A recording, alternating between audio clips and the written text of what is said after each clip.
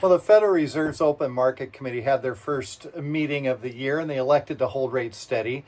But they also removed language that said that we are making progress towards their 2% inflation goal. So that's concerning.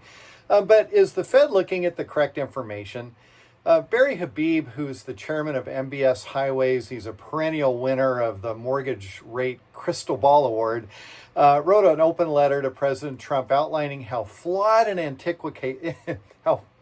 writing a letter on how flawed and antiquated the Fed's inflation statistics are, and that inflation would show that it's at or below the Fed's 2% target if a more accurate statistic were used.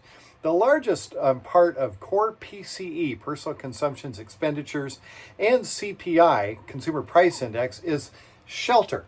And that accounts for 18% of PCE and a whopping 46% of CPI.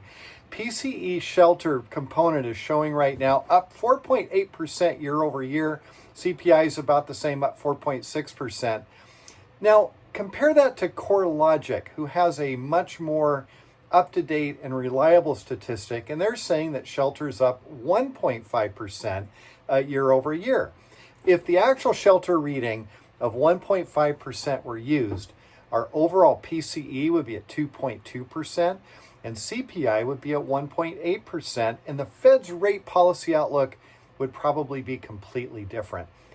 This flawed methodology hurts when inflation is falling, but it also hurts when inflation is rising. Back in 2022, it was clear to anybody that went to a grocery store that inflation was taking off, and yet the Fed stuck to these old statistics because they hadn't caught up with the market. It's too lagging.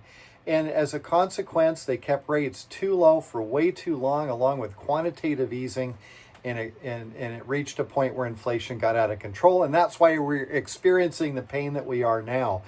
So fixing PCE and CPI would do a lot to erase those boom-bust cycles that we've been suffering through for so many years.